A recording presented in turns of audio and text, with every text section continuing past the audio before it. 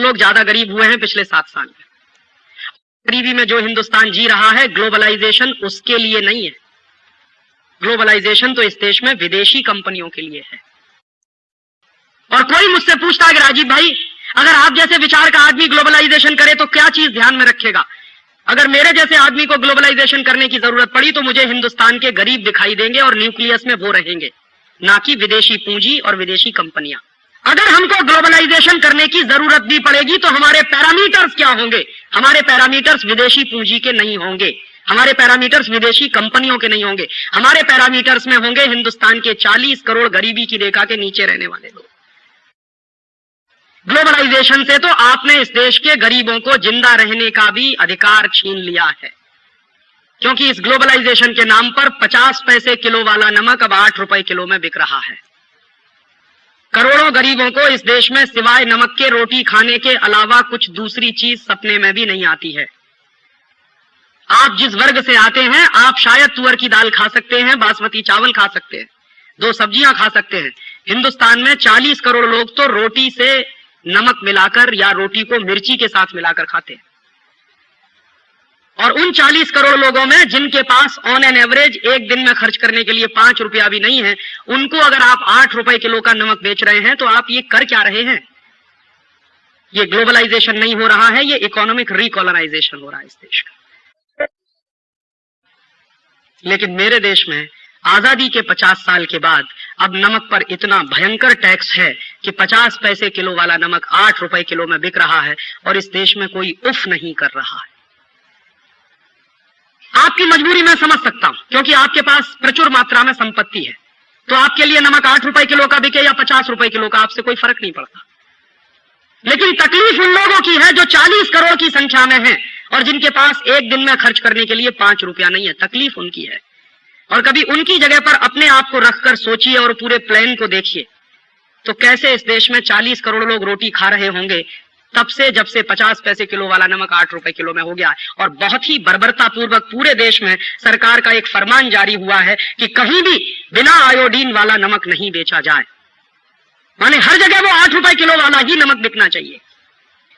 और आपको मैं एक दूसरी जानकारी दे दूं कि आयोडीन हर नमक में होता है।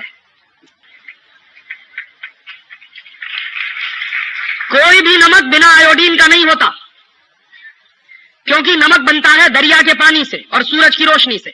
नमक बनाने में कोई टेक्नोलॉजी नहीं लगती, कोई मशीन नहीं लगती। दरिया का पानी है, सूरज की रोशनी है, और दरिया के पानी में सबसे ज्यादा आयोडीन होती है विज्ञान की जानकारी के अनुसार। ब्रोमीन भी बहुत होती है दरिया के पानी में। तो दरिया के पानी में मैक्सिमम आयोडीन है और दरिया के पानी से बनने वाले नमक में भी आयोडीन है। और हमको नॉर्मली एक दिन में 125 माइक्रोग्राम आयोडीन की जरूरत होती है बस। साधारण आदमी को, साधारण बुद्धि वाले आदमी को इस देश में एक दिन में 125 माइक्रोग्राम आयोडीन की जरूरत होती है। और जो साधारण नमक हम खाते हैं उसमें एक दिन में हम कम से कम 175 माइक्रोग्राम आयोडीन खा जाते हैं। माने जितने की जरूरत है उससे भी 50 माइक्रोग्राम ज्यादा आयोडीन हम कंज्यूम कर रहे हैं। तो इस देश में आयोडीन की कमी कहां है? ये तो सबसे बड़ा झूठ है जो इस देश में बोला जा रहा है आजादी के 50 साल। और ये झूठ कब से बोला जा रहा है? ये झूठ तब से बोला जा रहा है जब इस देश में आजादी के 50 साल के बाद ग्लोबलाइजेशन और लिबरलाइजेशन के नाम पर एक परदेशी कंपनी को नमक बेचने का लाइसेंस दिया गया है। तब से यह झूठ बोला जा रहा है। और उस परदेशी कंपनी का नाम है अन्नपूर्णा। असली नाम है उसका हिंदुस्तान लीवर। उसने नमक बेचना शुरू किया है अन्नपूर्णा के नाम से। तो जब से हिंदुस्तान लीवर को इस देश में नमक बेचने का लाइसेंस मिला है, तब से इस देश में ये आयोडीन का चक्कर चलाया इन कंपनियों ने। और मैं आरोप लगाता हूं इस देश के बड़े बड़े सेक्रेटरीज इस घोटाले में शामिल हैं, जिन्होंने गलत रिपोर्ट पेश करके इस देश में लोगों को यह डर पैदा कर दिया कि आपको आयोडीन की डेफिशिएंसी हो गई है, इसलिए आपको आयोडीन युक्त नमक खाना चाहिए। और मैंने जब पार्लियामेंट में सवाल पूछवाया एक एमपी के माध्यम से कि पूरे देश में आयोडीन की कमी के कारण जो बीमारियां हैं, जैसे घेंगा सबसे ज्यादा, उसके मरीज कितने हैं पूरे देश में, तो भारत सरकार का जवाब है कि भारत में जितनी कुल बीमारियों के मरीज हैं उसमें 0.3% मरीज घेंगा के हैं। और वो भी कहां है? भारत के पर्वतीय इलाके में, जो पहाड़ी इलाके हैं। और पर्वतीय इलाकों में कितनी आबादी रहती है इस देश की? मुश्किल से कुल आबादी का 5%। तो एक बार को मान भी लिया जाए कि इस देश में आयोडीन की कमी है, तो पर्वतीय इलाकों में कमी है, सामान्य इलाकों में आयोडीन की कोई कमी नहीं है।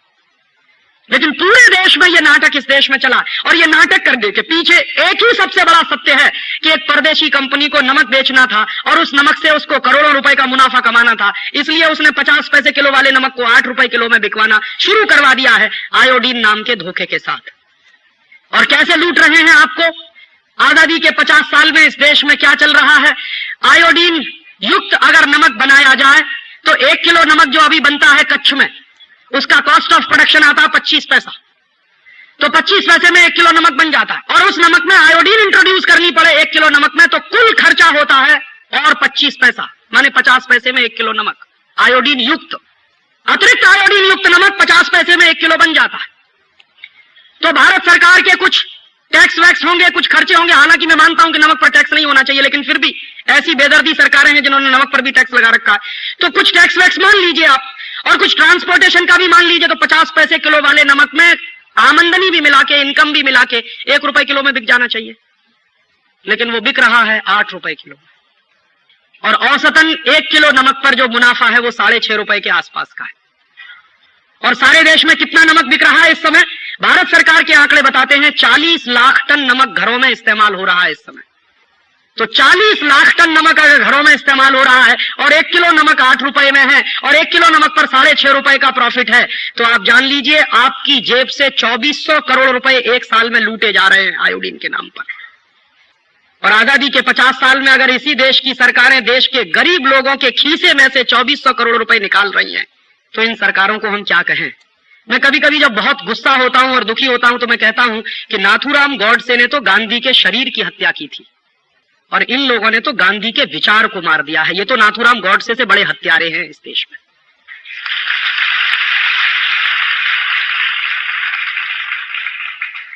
क्योंकि शरीर तो वैसे भी नश्वर होता है, आज रहेगा कल नहीं रहेगा। विचार महत्वपूर्ण होता है किसी भी आदमी का, और नमक सत्याग्रह इस देश में एक विचार था, क्रांति का एक प्रतीक था, हिला दिया था उस नमक सत्याग्रह ने पूरे देश को। और नमक पर टैक्स नहीं होना चाहिए, वो गांधी जी के दिल की तकलीफ थी, हिंदुस्तान के आखिरी आदमी के चेहरे को ध्यान में रखकर। और आज उसी देश में जहां 40 करोड़ लोग गरीबी की रेखा के नीचे रहते हो, उनको 8 रुपए किलो में आयोडीन युक्त नमक खरीदने को मिले, बाकी कुछ मिले या ना मिले, और उन गरीबों को इस देश में 35 रुपए किलो का कांदा खरीदना पड़े, ये आजादी के 50 साल में इस देश की तकलीफ है। 15 पैसे किलो की चीज 3 रुपए में खाएं 2000% मुनाफा, 15 पैसे किलो की चीज 7 रुपए में खाएं, इतनी लूट है। और हमारी हिम्मत ही नहीं है सरकार से पूछने की कि 15 पैसे किलो का नमक इतना महंगा क्यों मिलना चाहिए। तो वो आपको उल्लू बनाएंगे, वो कहेंगे इसमें आयोडीन मिलाया हुआ है। आयोडीन कोई ऐसी महंगी चीज है क्या? बहुत ही सस्ती है, मुफ्त की है, फोकट की है, भगवान की दी हुई बहुत आयोडीन समुद्र के पानी में है जो बिना पैसे का आता है। तो फिर इतना महंगा क्यों? ये महंगा इसलिए है कि नमक के खेल में विदेशी कंपनियों को लाइसेंस दिए सरकार ने। जो नमक के लिए महात्मा गांधी ने इस देश में सत्याग्रह किया था कि अंग्रेजों का नमक हम नहीं खाएंगे, उस महात्मा गांधी के देश में अब विदेशी नमक बिक रहा है, लुट रहे हैं हम। और ये नमक हमको पता नहीं क्या बनाएगा, हमें नहीं मालूम। सब आयोडीन युक्त नमक खा के कल नपुंसक हो जाए तो कुछ पता है। क्योंकि दुनिया में आपको गंभीर बात कह रहा हूं, 56 दुनिया के देशों ने आयोडीन युक्त नमक 40 साल पहले बैन कर दिया। आपने बिकता नहीं, अमेरिका में नहीं है, जर्मनी में नहीं है, फ्रांस में नहीं है, डेनमार्क में नहीं है, नॉर्वे में नहीं है, स्वीडन में नहीं, उन देशों में आयोडीन युक्त नमक नहीं बिक रहा, यहीं बेचा जा रहा और जबरदस्ती सबको खिलाया। एक बार डेनमार्क की एक वेबसाइट मुझे मिली, वहां की सरकार की। मैंने उनको एक सवाल डाला, उनको पूछा कि आपके देश में आयोडीन युक्त नमक बिकता? उन्होंने कहा नहीं बिकता। क्यों? उन्होंने कहा 1956 में हमने बैन कर दिया। क्यों? तो उन्होंने कहा हमने शुरू में आयोडीन युक्त नमक खिलाया 1940 से 1956। डेनमार्क में अधिकांश लोग नपुंसक हो गए, जनसंख्या इतनी कम हो गई कि उस देश के खत्म होने का खतरा पैदा हो गया। तब उन वैज्ञानिकों ने कहा कि आयोडीन युक्त नमक बंद कराओ, तो बंद कर दिया।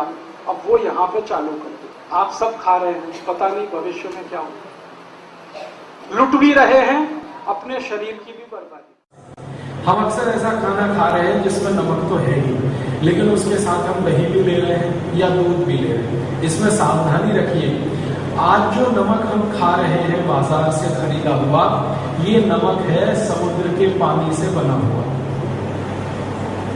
ज्यादा से ज्यादा नमक जो हमें आज खाने को मिल रहा है सामान्य रूप से, वो समुद्र के पानी से बना हुआ नमक है। आयुर्वेद में ये नमक सबसे घटिया माना जाता है। क्वालिटी में सबसे खराब नमक अगर कोई होता है तो वो यही नमक है जिसको हम समुद्र के पानी से बना हुआ नमक कहते हैं। और सबसे अच्छा नमक जो माना जाता है वो भगवान का बनाया हुआ, ईश्वर का बनाया हुआ या प्रकृति का बनाया हुआ नमक है, जिसको हम सब सेंधा नमक कहते हैं या काला नमक। सेंधा नमक और काला नमक आदमी ने नहीं बनाया, भगवान ने बनाया। पहाड़ बनते हैं नमक के, जैसे पत्थर के पहाड़ बनते हैं वैसे नमक के पहाड़। तो प्रकृति की क्रिया में जो बन रही है चीज, उसकी क्वालिटी में कोई शक नहीं होता, क्योंकि प्रकृति और ईश्वर का जो सारा कुछ सम्मिलन है दुनिया में एकदम परफेक्ट है, उसमें गलती होने का चांस है। आदमी जो बनाता है ये सारी फसाद की जड़। आदमी ने सोचा तो ये है कि मैं बहुत अक्ल वाला हो गया, 21वीं शताब्दी में पहुंच गया, मैंने इतना विज्ञान सीख लिया, मैंने इतनी टेक्नोलॉजी सीख ली, लेकिन वो प्रकृति को एक रंच मात्र अभी तक स्पर्श नहीं कर पाया। भले बहुत टेक्नोलॉजी सीखी है, बहुत विज्ञान आ गया, प्रकृति की बनाई हुई चीज की जो गुणवत्ता है वो किसी दूसरी चीज में नहीं है। अब मैं नमक का ही आपको कंपैरिजन करके बताता हूँ। प्रकृति का बनाया हुआ ये जो सेंधा नमक है या काला नमक है, ये आपके शरीर को 94 तरीके के पोषण देता है, 94। मैं आपको और सरल तरीके से समझाऊं। कोई चीज आपने खाई और मैंने आपको कहा या आपने जान लिया कि मुझे इसको खाने से कैल्शियम मिला, ये कैल्शियम एक तरह का पोषण है। कोई चीज आपने खाई, जैसे अनार का रस पिया, इससे आपके खून में हीमोग्लोबिन बढ़ा, आयरन बढ़ा, तो ये एक तरह का पोषण है, एक ही तरह का। कैल्शियम बढ़ गया शरीर में कुछ खाने से, आयरन बढ़ गया शरीर में कुछ खाने से, फास्फोरस बढ़ गया शरीर में कुछ खाने से, एक एक तरह का पोषण है। सेंधा नमक ऐसे 94 पोषण देता है, एक एक तरह की बात किया, कैल्शियम, आयरन, फास्फोरस। सेंधा नमक में ऐसे 94 पोषक तत्व हैं जो शरीर के लिए है। और उसके बाद दूसरे नंबर पर है काला नमक। अब ये दोनों प्रकृति के बनाए हुए हैं, पहाड़ में से आते हैं, आप सभी जानते हैं, नमक के पहाड़ होते हैं जैसे पत्थर के पहाड़। तो पहाड़ वाला जो नमक है, पत्थर वाला जो नमक है, ये 94 तरह के पोषण देता है। और समुद्र के पानी वाला जो नमक है, ये 3 तरह के पोषण देता है। अब आप देखिए, 3 तरह के पोषण देने वाला नमक, 94 तरह के पोषण देने वाला नमक, दोनों में से किसकी क्वालिटी? 94 पोषण जो दे रहा, सीधी सी बात है। तो आप नमक खा सकते हैं जो प्रकृति का बनाया हुआ है, वो सेंधा और काला, मतलब आज से सेंधा और काला नमक खाइए। अब मैं आयुर्वेद की एक जानकारी आपको देता हूं, आप हैरान हो जाएंगे सुनकर। आयुर्वेद में ये कहा गया, अष्टांग हृदयम में भी ये है कि जैसे ही दूध के साथ नमक लेना शुरू करें या दही के साथ नमक लेना शुरू करें, तो ये जो नमक मैंने बोला समुद्र के पानी का, ये पूरी तरह से वर्जित है। दूध के साथ भी नहीं ले सकते, दही के साथ भी नहीं ले सकते। जैसे ही नमक बदलते हैं आप दूध और दही के साथ, तो सेंधा नमक और काला नमक जरूर ले सकते हैं, इतना अंतर आ जाता है। अभी अगर समुद्र के पानी के बने हुए नमक के साथ दूध पिएंगे, 20 बीमारियां आपको आएंगी। समुद्र के पानी के नमक के साथ अगर आप दही खाएंगे, 20 बीमारियों में फंस जाएंगे। लेकिन वही दही और दूध सेंधा नमक के साथ और काले नमक के साथ खाएंगे, जीवन भर आप निरोगी रहेंगे। इतना अंतर है। अब आप इसको अप्स डाउन में देख सकते हैं, जमीन आसमान का अंतर कहा जाता है इसी को, एक इस तरफ है, एक इस तरफ। वही नमक जो समुद्र के पानी से आया तकलीफ दे रहा है, और वही नमक जो भगवान का बनाया हुआ है वो आपके लिए अमृत तुल्य है। तो ये जो नियम मैंने विरोधी वस्तुओं का बताया, तो इसमें अगर आप दही नमक खाना चाहते हैं तो दही में सेंधा नमक ही या काला नमक ही होना चाहिए, और दूध के साथ नमक की कोई वस्तु लेना चाहते हैं तो वो सेंधा नमक और काले नमक वाली ही होनी चाहिए। ये समुद्र के पानी के नमक की वस्तु दही के साथ नहीं ले सकते। मैंने एक बार प्रयोग करके देखा, दही लिया, दही को लेंस से आप देखो तो उसमें बहुत तरह के जीवाणु, बहुत तरह के बैक्टीरिया, और वो शरीर के लिए अनुकूल है, बहुत अनुकूल है। अगर वो जाते हैं शरीर में तो बहुत सारी शरीर की जरूरत को पूरा करते हैं। अब जैसे ही दही में आप देखेंगे बहुत सारे जीवाणु हैं, उस दही में ये समुद्र के पानी का बनाया हुआ नमक एक चुटकी डाल दीजिए, 1 मिनट में सब जीवाणु मर जाते हैं। हजारों, लाखों, करोड़ों 1 मिनट में मर जाते हैं। अब आपने दही ले लिया और उसमें समुद्र के पानी का नमक मिला दिया, जीवाणु मर गए, तो एक तो जीव हिंसा कर दिया आपने, पाप लगा उसका, जीव हिंसा कर दिया।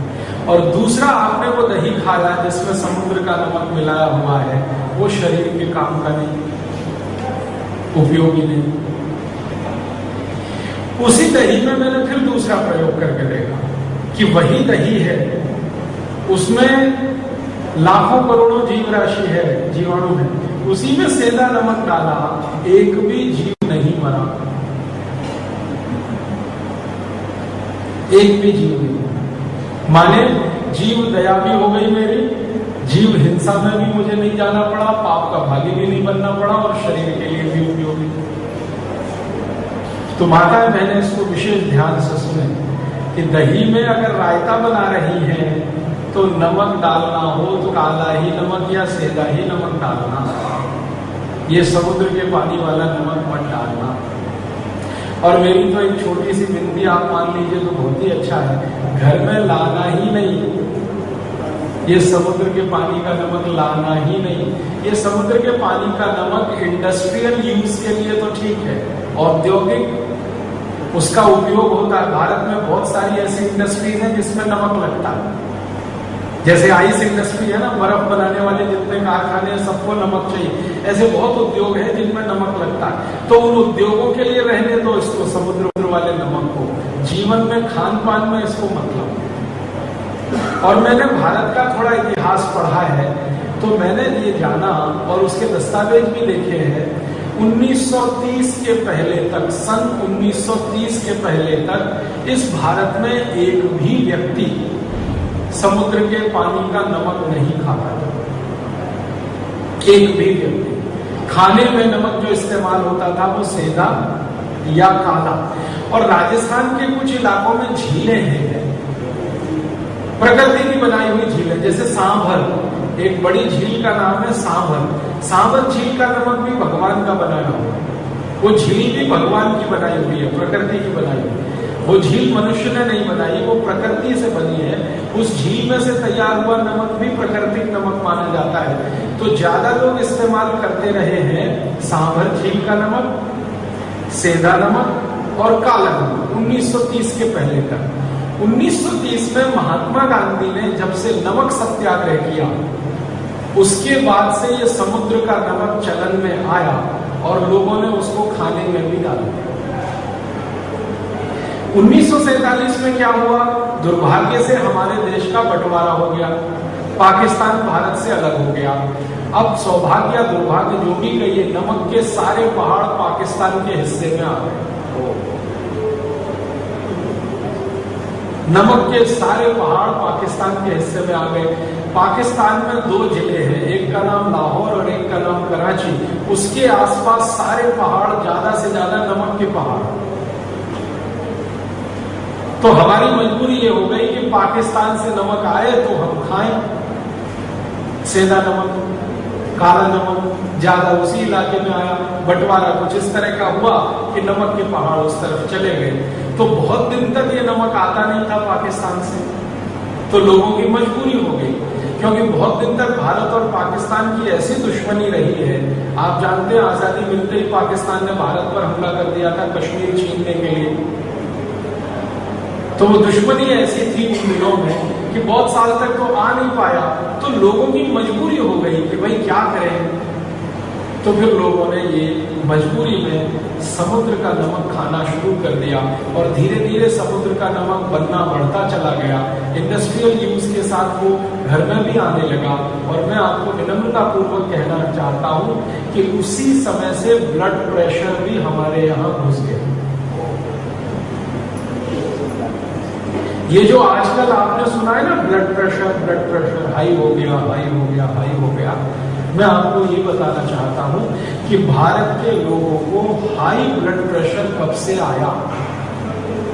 भारत के लोगों में हाई ब्लड प्रेशर उस दिन से आया जिस दिन से हमने समुद्र के पानी का नमक खाया।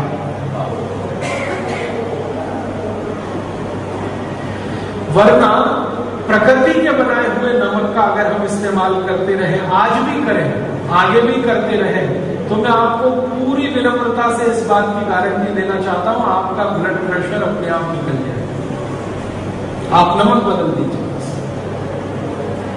जो आप समुद्र के पानी का नमक ला रहे हैं इसको बदल दीजिए। सेंधा नमक लाना और काला नमक लाना शुरू कर दीजिए। आपका बीपी अपने आप कम हो जाएगा और बिल्कुल निकल जाएगा शरीर से बिना किसी दवा के।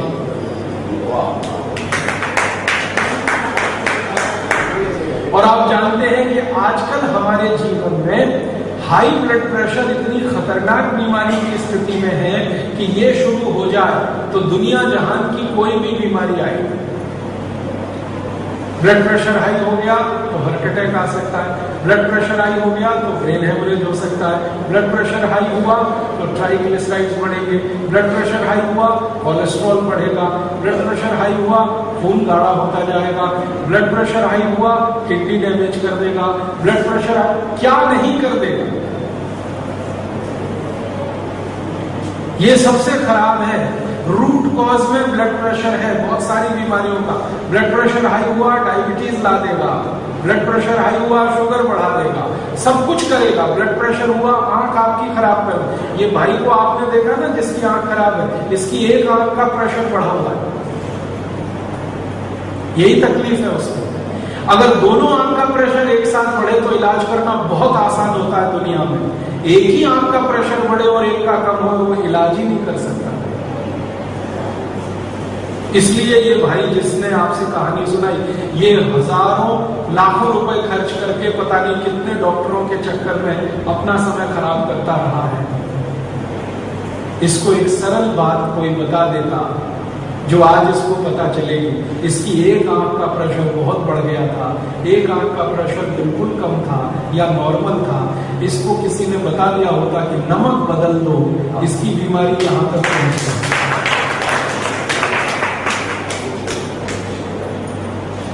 छोटा सा ज्ञान, नहीं होने का दुष्परिणाम और होने का फायदा।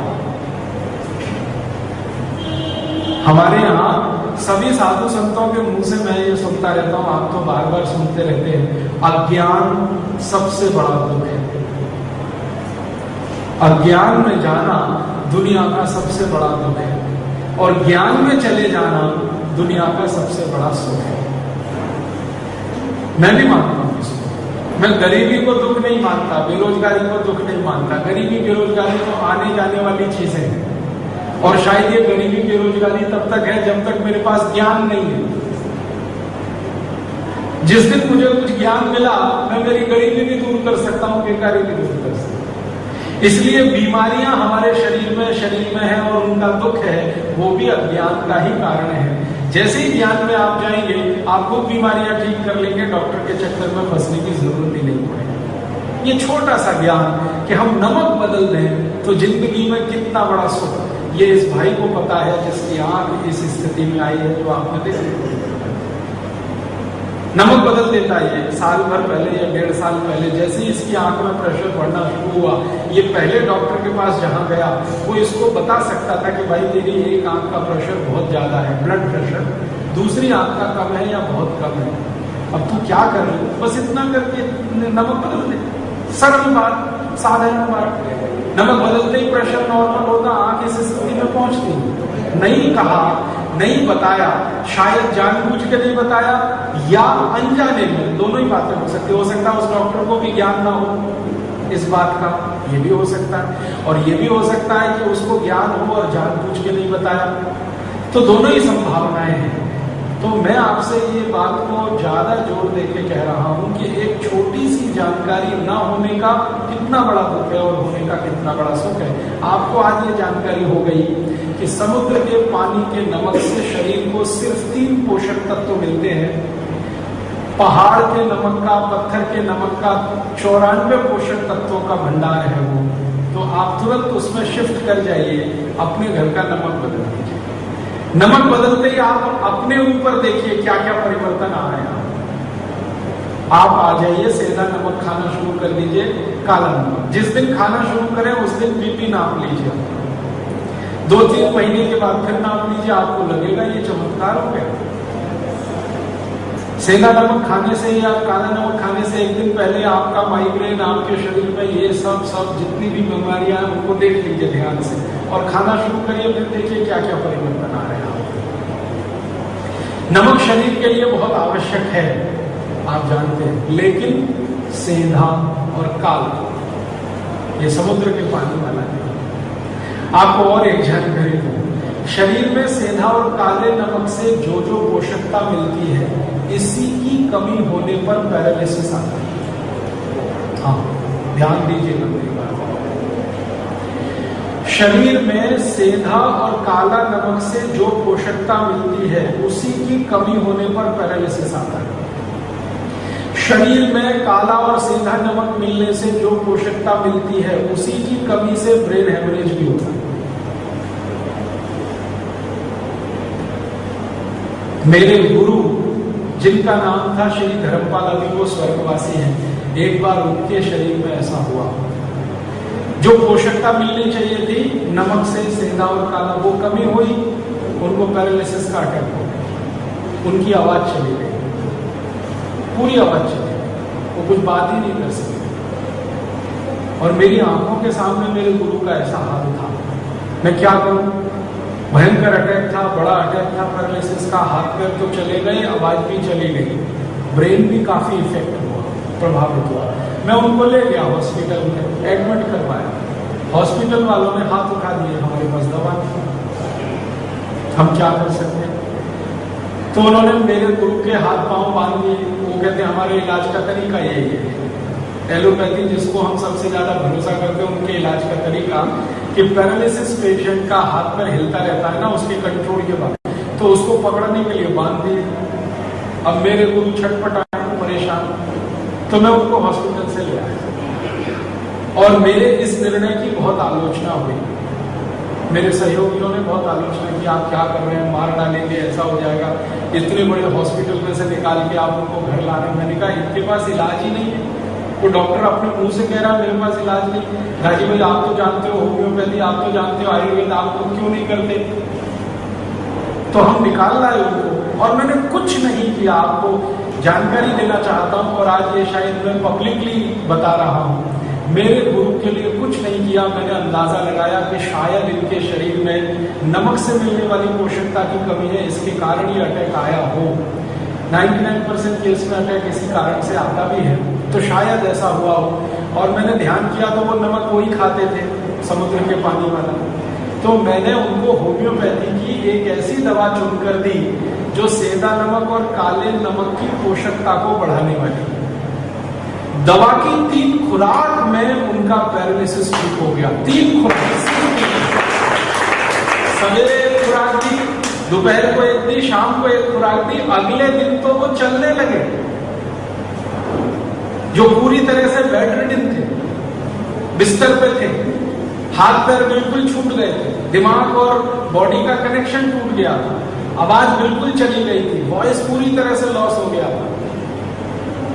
सवेरे अगले दिन 3 खुराक सुबह दोपहर शाम की देके अगले दिन सवेरे मैंने देखा कि वो अपने से घिसटते घिसटते बाथरूम जा रहे। और 3 खुराक के बाद चौथी दी नहीं मैंने, 2 दिन के बाद उनकी आवाज वापस आई। और 4-5 दिन में बॉडी के सारे फंक्शन नॉर्मल हुए। और 10 दिन के बाद जिसने भी उनको देखा वो यही कहता था, धर्मपाल जी मुझे नहीं लगता आपको कोई अटैक आया।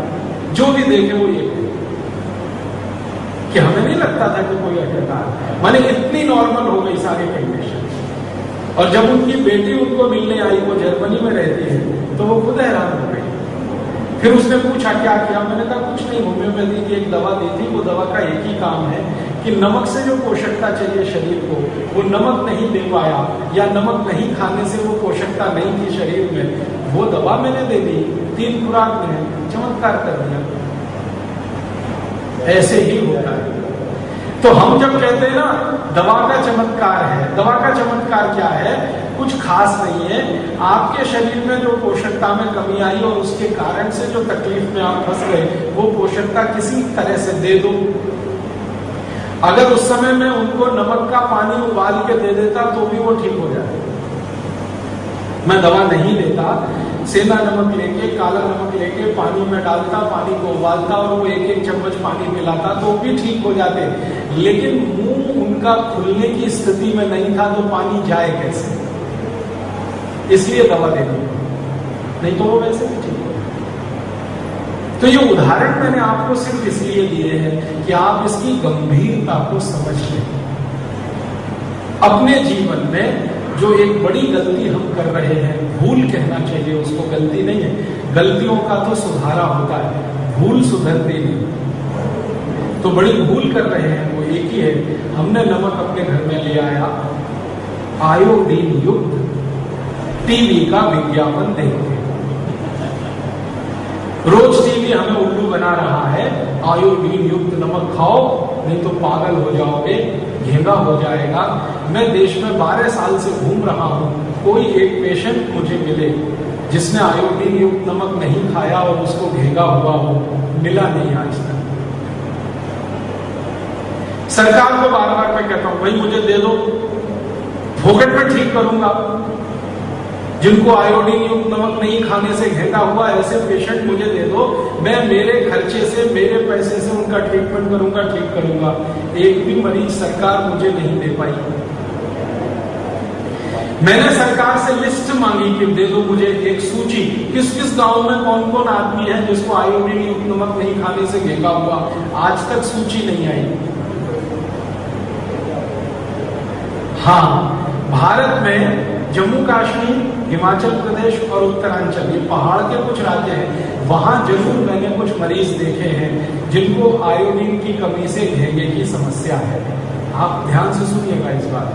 3 राज्य हैं और 3 राज्यों के नजदीक में कुछ हो सकते हैं। मैंने 3 राज्य मेरी आंखों से देखे हैं, जम्मू कश्मीर, हिमाचल और उत्तराखंड। इन 3 राज्यों में पहाड़ पर, ऊंचाई पर रहने वाले कुछ लोगों में आयोडीन की कमी है शरीर में, तो उनको घेंगा है, वो समझ में आता है। लेकिन पहाड़ से नीचे उतरकर मैदानों में रहने वाले किसी आदमी को ये कमी नहीं है, हो नहीं सकती।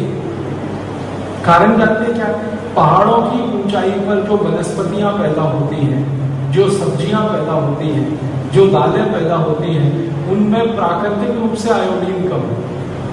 और मैदानों में जो सब्जियां और दालें पैदा होती हैं, उनमें प्राकृतिक रूप से आयोडीन भरपूर है।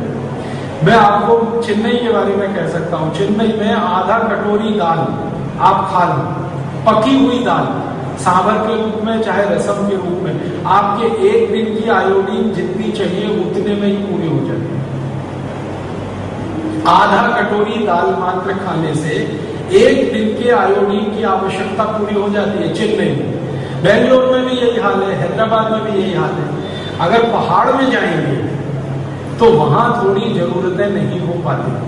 तो मेरा सरकार को बार बार ये कहना है कि भाई पहाड़ों में अगर ये कमी ज्यादा है तो उनको खिलाओ आयोडीन युक्त नमक, हमको क्यों खिला रहे जबरदस्ती?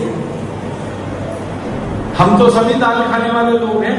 आधी कटोरी दाल आप में से कौन है जो रोज नहीं, चाहे सुबह चाहे शाम, सभी खाते हैं। हम सब शाकाहारी हैं, बिना दाल के जिंदा नहीं रह सकते। तो हम सबको तो आयोडीन की कमी है नहीं, फिर जबरदस्ती हमको क्यों खिला रहे हो ये आयोडीन युक्त नमक? और अतिरिक्त आयोडीन जो शरीर में आया, ये क्या खुराफात करेगा कोई बताता नहीं। आपको जानकारी देना चाहता हूं कि जरूरत से ज्यादा आयोडीन अगर शरीर में जमा हो तो इसकी सबसे पहली खुराफात है, ये आदमी को नपुंसक बनाता है। जिनके खून में जरूरत से ज्यादा आयोडीन आ जाती है वो कभी भी बच्चा पैदा कर नहीं सकते। स्त्री हो या पुरुष दोनों ही नपुंसकता में जाते हैं अगर जरूरत से ज्यादा आयोडीन आ जाए। इतनी खतरनाक बीमारी जिस आयोडीन की अधिकता से आती हो वो पूरे देश में टीवी चैनलों पर कभी नहीं बताया जाता। आधी बात बताता है टीवी चैनल, आयोडीन युक्त नमक खाओ, लेकिन ये आधी बात और बताने की जरूरत है कि आपके शरीर में जरूरत से ज्यादा आयोडीन है तो मत खाओ, नहीं तो नपुंसकता में चले जाओगे। अधूरा ज्ञान खतरनाक है। और इसी के चक्कर में मैं देख रहा हूं पिछले कई वर्षों में हमारे देश में लोगों में नपुंसकता बढ़ रही है। शादी को 10-10 साल हो गए, 15-15 साल हो गए, बच्चे नहीं हो रहे। वो आते हैं, सिर पटकते हैं मेरे पास, क्या करें कैसे करें। उनको छोटा सा ज्ञान अगर कोई 10 साल पहले दे देता कि भैया आयोडीन युक्त नमक मत खाओ, सेंधा नमक खाओ, काला नमक खाओ, तो वो यहां तक पहुंचते नहीं। उनको शादी के पहले दूसरे साल में ही बच्चे हो जाते हैं। तो विषय की गंभीरता को आप समझिए कि हम कितनी बड़ी गलती में या भूल में फंस गए टीवी के विज्ञापन में फंस गए। और टीवी में विज्ञापन कौन कंपनियां कर रही हैं? वो कंपनियां जो 15 पैसे किलो के नमक को 7 रुपए 10 रुपए किलो बेच रही हैं। आप जानते हैं समुद्र के पानी से नमक बनाना 15 पैसे किलो का खर्च आता है, क्योंकि समुद्र का पानी फोकट का है, टैक्स फ्री है, कॉस्ट फ्री है। और उसके ऊपर पड़ने वाला सूरज का प्रकाश वो भी टैक्स फ्री है और कॉस्ट फ्री है। नमक बनाने में मशीन कोई लगती नहीं। आप जानते हैं समुद्र का पानी एक खेत में हम इकट्ठा करते हैं, सूरज की धूप उस पर गिरती है, पानी बाष्प बन के उड़ जाता है, नमक नीचे रह जाता है। यही है ना, इसमें ना कोई मशीन लगती है, ना बिजली लगती है, ना बिजली ना मशीन, तो कॉस्ट ऑफ प्रोडक्शन तो कम है। 15 पैसे किलो का खर्चा आता है। अब ये 15 पैसे किलो का नमक आपके घर तक आते आते 7 रुपए किलो कैसे हो जाता है? ये उन लूटखोर कंपनियों का सारा तंत्र है, सरकार के साथ मिलकर, कि आपकी जेब में से पैसे खींच लें। जितनी कंपनियां नमक को आयोडीन युक्त करके बेच रही हैं या आयोडीन युक्त नमक है, वो सब लूट रही हैं आपको। ईस्ट इंडिया कंपनी ने जितना नहीं लूटा उससे ज्यादा लूट है, वो चाहे भारत की हो या विदेशी। 15 पैसे किलो की चीज 7 रुपए किलो, हिसाब लगाओ ना गणित का। 15 पैसे किलो की चीज 30 पैसे किलो अगर आप खरीदो तो मुनाफा 100% हो गया। और 15 पैसे किलो की चीज 1.5 रुपए किलो खरीदो, मुनाफा 1000% हो गया। और 15 पैसे किलो की चीज 3 रुपए किलो खरीदो, मुनाफा 2000% हो गया। और 15 पैसे किलो की चीज 6 रुपए किलो खरीदो, मुनाफा 4000% हो गया। और 15 पैसे किलो की चीज 7 रुपए किलो खरीदो, 5000% का मुनाफा आपकी जेब से निकाला जा रहा है नमक के नाम। और नमक की मजबूरी क्या है? ये एक ऐसी वस्तु है जो सबको चाहिए, कंजम्पशन बहुत अधिक है, लाखों करोड़ों टन में हम इस्तेमाल करते हैं हर साल, तो मुनाफा भी कितना होगा जरा सोचो। 1 किलो का मुनाफा 15 पैसे से 7 रुपए, तो करोड़ों टन, लाखों करोड़ों टन नमक हर साल बिक रहा है। हजारों लाखों करोड़ों रुपए लूट रहे हैं कुछ लोग आपको उल्लू बना। तो मैं चाहता हूं आप इस लूट से भी बचो और इस नमक से भी बचो। एक तो नमक जो दे रहा है वो बीपी बढ़ाने वाला, तकलीफें पैदा करने वाला, शरीर में विकृतियां और दोष पैदा करने वाला, ऊपर से इतना महंगा, हमारे पैसे खींच कर ले जा रहे। तो ये जो साजिशें चल रही हैं, ये जो षड्यंत्र चल रहे हैं पूरे देश में अलग अलग तरीके, मुझे लगता है कि कोई बड़ा षड्यंत्र शायद इस देश के साथ हो रहा है कि सबको आयोडीन युक्त नमक खिलाते जाओ। 5 साल 10 साल 15 साल में सबकी आयोडीन शरीर में ज्यादा हो जाए, नपुंसकता पूरे देश में बड़े पैमाने पर हो जाए, बच्चे ही पैदा ना हो इस देश में, तो विदेशी आकर फिर कब्जा कर ले इस देश में। अधिक जनसंख्या पे आपकी जनसंख्या घटती जाए और दूसरों की बढ़ती जाए। आपको सुन के हैरानी होगी, आयोडीन युक्त नमक भारत देश में आने से पहले यूरोप और अमेरिका के खंड के 40 देशों में चल चुका है और वहां की सरकारों ने उसको पूरी तरह से प्रतिबंध कर दिया है, बैन कर दिया। यूरोप के देशों में सबसे पहले एक देश है जिसका नाम है जर्मनी, इसने आयोडीन युक्त नमक शुरू किया। आयोडीन युक्त और एक्स्ट्रा फ्री फ्लो, आप सुनते हैं ना टीवी में, एक्स्ट्रा फ्री फ्लो नमक है और आयोडीन युक्त भी है। ये एक्स्ट्रा फ्री फ्लो क्या है? नमक में हमेशा नमी रहती है, नमी पानी के कारण रहती है। नमक की एक विशेषता है कि वो हर तरफ से पानी को खींचता है। सूखा हुआ नमक यहां खोल के रख दो, कल देखना वो सब गीला हो जाएगा। कहां से हो गया? वातावरण में जो मॉइस्चर है उसको नमक खींचता है। अगर कोई नमक पानी को खींचेगा तो वो एक्स्ट्रा फ्री फ्लो नहीं हो सकता, सूखा नहीं होगा। सूखा नहीं होगा होनी चाहिए वो ये कि नमक जो है पानी को खींचता है, उसका गुण धर्म है। खाली रख दो गीला हो जाएगा। अब ये पानी को खींचने का जो गुणधर्म है, इसके कारण नमक को जब पीसेंगे तो थोड़ी नमी रहने वाली है। यूरोप और अमेरिका के वैज्ञानिकों ने खुराफाती दिमाग लगाया कि ये नमक में नमी नहीं रहनी चाहिए। क्यों? अगर नमी है तो ये ऐसे करके किसी पे इसको छिड़क नहीं सकते, बुरका नहीं जा सकता। यूरोप और अमेरिका की खासियत क्या है वो हमें जाननी चाहिए। उनकी अपनी समस्या है जिसका समाधान करने के लिए ये तमाशा किया। वहां सब्जी कोई घर में बनाता नहीं है, दाल कोई पकाता नहीं है, सब्जी बनी बनाई डिब्बे में आती है। यह आप सभी जानते हैं। अमेरिका यूरोप के देशों में, कनाडा जैसे देशों में जो अपने को बहुत विकसित कहते हैं, वो ताजा बनी हुई सब्जी नहीं खाते क्योंकि सब्जी बनाना नहीं आता किसी। कितने गरीब लोग हैं, सब्जी बनाना नहीं आता।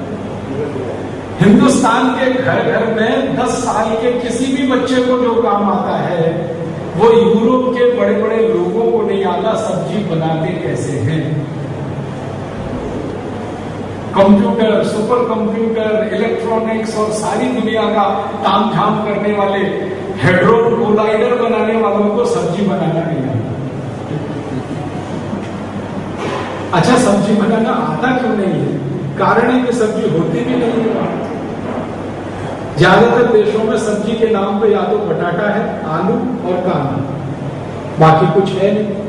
तो सब्जी बनाने के नाम पे कुछ है नहीं, प्रकृति ने दिया भी नहीं है, उनको आता भी नहीं। तो सब्जियां वो दूसरे देशों से खरीदते हैं, बना बना के पैकेट में बेचते हैं। अब सब्जी बनी हुई पैकेट में डाली जाएगी तो उसको सुरक्षित रखने का एक ही आधार है, नमक ना डाला जाए उसमें। नमक डल गया तो वो पैकेट बेकार हो जाए। तो बिना नमक की उबली हुई सब्जी पैकेट में बंद आती है यूरोप और अमेरिका में। जब वो खाने के लिए बैठते हैं, प्लेट पर निकालते हैं तो ऊपर से नमक डालते हैं।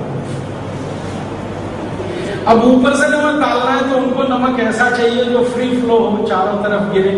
और नमक की विशेषता है कि उसमें पानी रहेगा, थोड़ा मॉइस्चर रहेगा।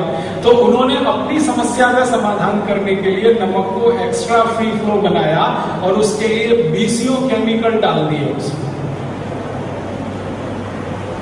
अब वो नमक नहीं रहा, केमिकल का भंडार हो गया। कई तरह के रसायन उसमें डाल दिए नमक को एक्स्ट्रा फ्री फ्लो बनाने के लिए। अब उन्होंने देखा कि उनके यहाँ ये नमक चल पड़ा, उस नमक में से समस्याएं शुरू हो गई। आयोडीन युक्त किया और समस्याएं शुरू हो गई। जर्मनी में बड़े पैमाने पर लोगों में नपुंसकता फैली। फ्रांस में, ब्रिटेन में, स्वीडन में, स्विट्जरलैंड में, डेनमार्क में, नॉर्वे में बच्चों के पैदा होने का जो ग्रोथ रेट है वो कम होने लगा। तो बड़ी खोजें हुई कि भाई ये क्या चक्कर हो गया, हमारे यहाँ अचानक से बच्चे पैदा कम होने लगे, क्यों? तब वैज्ञानिकों ने खोज के बनाया कि ये अतिरिक्त आयोडीन का कमाल है। तो धड़ाधड़ सरकारों ने उसको बैन किया कि नहीं चाहिए फिर हमको सादा नमक ही चाहिए। अब उन्होंने तो बंद कर दिया, ले दे के हमारे ठोक दिया हिंदुस्तान के माथे पे। अब हिंदुस्तान के नेता तो सुभान अल्लाह वो आपने एक पता नहीं हिंदी या उर्दू की कहावत सुनी है, एक ही उल्लू काफी है बर्बाद गुलिस्ता करने को, हर शाख पे उल्लू बैठा है, अंजामे गुलिस्ता क्या होता है। एक ही उल्लू बहुत होता है समाज को बर्बाद करने के लिए, और हमारे यहाँ उल्लुओं की फौज इकट्ठी होकर राजनीतिक पार्टी बना लेती है, फिर वही मंत्री बन जाते हैं, प्रधानमंत्री बन जाते हैं। उनको बहुत सारी चीजों से कुछ लेना देना नहीं, एक ही चीज से लेना देना, पैसा और कुर्सी। ये कुर्सी मिल गई तो अब इसको टिका के कैसे रखना है, अगली बार इसको बचा के कैसे रखना है, इसके लिए पैसे खर्च करने हैं, तो पैसे लाने कहां से हैं, फिर खर्चा कैसे। तो चुनाव का सारा खेल ये है, पैसा बनाना, कुर्सी लाना, कुर्सी पे बैठना, फिर पैसे बनाना, फिर कुर्सी लाना। तो ऐसे नेता है, उनके ऊपर किसी ने कह दिया भाई बहुत अच्छा आयोडीन युक्त नमक भारत में लगा दो, तो लगा दिया हमारे नेता। और लगा ही नहीं दिया, कानून बना दिया कि जो बिना आयोडीन का नमक खाएगा उसको जेल भेज दिया जाए। ऐसे मूर्खों के मूर्ख नेता हमारे देश में। कानून ने ऐसा भी बना दिया कि जो बिना आयोडीन का नमक बेचेगा दुकान में उसको भी जेल में डाल देगा। इन मूर्खों ने थोड़ा भी नहीं सोचा कि 1930 के पहले इस देश में कोई आयोडीन युक्त नमक नहीं था, समुद्र के पानी का ही नमक नहीं था, आयोडीन युक्त नमक की तो बात ही छोड़ दो। और लोग ज्यादा स्वस्थ थे। जब से ये समुद्र के पानी का नमक आया, घरों में ज्यादा बीमारियां आई हैं। ऐसे हमारे नेता। अब इसमें घुस क्या गया सारा खेल कि जो नमक को 15 पैसे किलो से 7 रुपए 10 रुपए किलो बेचने वाली कंपनियां, उनको मुनाफे कमाने हैं। उसमें बड़ी बड़ी विदेशी कंपनियां हैं, भारत की भी कुछ देशी कंपनियां हैं, उनको अपना धंधा चलाना है। नेताओं को उसमें से थोड़ी घूस और रिश्वत देकर अपनी व्यवस्था को टिकाए रखना है। तो नेता और भ्रष्ट कंपनियों का गठजोड़, भ्रष्ट नेता, भ्रष्ट कंपनी, भ्रष्ट अधिकारी ये बन गया, तो चला दिया पूरे देश में आयोडीन युक्त नमक। आपको सुन के हैरानी होगी, मेरे जैसे बहुत लोग इसके खिलाफ लड़ रहे हैं, सड़क पे भी और अदालतों में। कई संस्थाएं हैं जिन्होंने इनके खिलाफ मुकदमे किए हुए और उनके फैसले भी आए हैं। एक इतना अच्छा फैसला आया महाराष्ट्र हाई कोर्ट का कि जबरदस्ती सरकार किसी को आयोडीन युक्त नमक नहीं खिला सकती। किसी की इच्छा है तो खाए, नहीं है तो वो अपना दूसरा नमक खाए। तब से ये कंपल्शन हटाया उन्होंने, क्योंकि कोर्ट का फैसला आया। अभी थोड़े दिन में सुप्रीम कोर्ट का भी आने वाला है इसी मामले में फैसला, क्योंकि एक मुकदमा वहां चल रहा है। तो फैसला आएगा तो सरकार को पीछे हटना पड़ेगा। लेकिन सरकारें कितनी खतरनाक हैं आप जरा सोचिए। जिनको आप बना रहे हैं अपनी सुरक्षा के लिए, वो सरकारें ही आपको खतरे में डाल रही हैं। तो आपको तो मेरी एक ही छोटी सी विनती है, इतनी सब राम कहानी सुनने के बाद घर का नमक बदलिए। ये कहानियां इसलिए सुनानी पड़ती है कि दिमाग बदलना आसान काम नहीं होता। एक रास्ते पे आदमी चल पड़े ना तो उसको वापस लाना बड़ा मुश्किल काम होता है। तो उसको कई तरह से कन्विंस करना पड़ता है, बताना पड़ता है, जानकारियां देनी पड़ती है, तब जाके वो एक छोटा सा फैसला करता है, हाँ आज से मेरे घर में सेंधा नमक ही आएगा या काला नमक ही आएगा। तो आप तो जितने लोग यहाँ बैठे हैं अपना फैसला तो आप आज कर ही लो। और मेरी एक छोटी सी विनती है कि आपके पड़ोसी हैं, परिवार के मित्र हैं, परिचित हैं, उनको भी ये बोलना शुरू कर दो, भैया नमक लाना तो सेंधा लाना, काला लाना। अब आप कहेंगे थोड़ा महंगा है, तो जीवन से महंगा कोई सौदा नहीं। 10 रुपए किलो का अगर सेंधा नमक खाना पड़ता है मान लो, या 10 रुपए किलो का काला नमक खाना पड़ता है, और आप स्वस्थ हो जाते हैं, लाखों रुपए के आपके खर्चे बच जाते हैं, तो क्या बड़ा सौदा। और सेंधा नमक महंगा एक ही कारण से हुआ, भारत का बंटवारा जो हो गया, पाकिस्तान अलग हो गया, हमारे नमक के पहाड़ पाकिस्तान के कब्जे में चले गए, वरना ये सेंधा नमक तो सबसे सस्ता बिकता रहा। आप यहाँ कई बुजुर्ग बैठे हैं, आप याद करिए आपके जवानी के दिनों में शायद रुपए में 5-7 सेर या 10 सेर नमक मिलता होगा। मेरे दादाजी बताते हैं 5-7 पैसे किलो में मिल जाता था सेंधा नमक, काला नमक।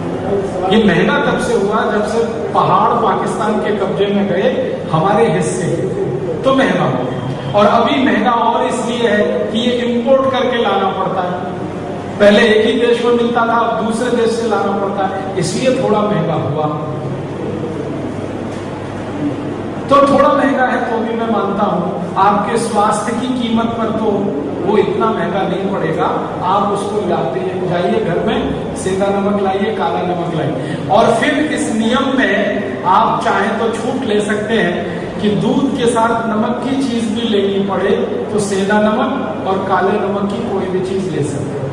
जैसे मैंने थोड़ी देर पहले कहा था, कल या परसों कहा था कि शाम को भोजन के तुरंत बाद दूध पिए, दोपहर को भोजन के तुरंत बाद लस्सी या मट्ठा पिए, और सवेरे भोजन के तुरंत बाद जूस पिए, फलों के रस पिए। तो बहुत लोगों के मन में प्रश्न रहा होगा कि अगर हम दूध पी रहे हैं तो नमक की चीज खा रहे हैं, आयुर्वेद तो मना करता है नमक और दूध का। तो ध्यान ये रखें कि जो वस्तुएं नमक की आप बनाएं वो सेंधा नमक और काले नमक की बनाएं, उसके साथ दूध पिए। दही, मट्ठा या छाछ या तक्रम जो ले रहे हैं वो सेंधा नमक और काला नमक डाल कर लें, ताकि जीव हिंसा भी ना हो और आपके शरीर के लिए भी अनुकूल हो। सब्जियां बनाएं सेंधा और काले नमक में, दालें पकाएं सेंधे और काले नमक में, फिर उसके साथ दूध भी लेना संभव है, दही में भी वो डाल के खाना संभव है। तो ये हमेशा से आपको याद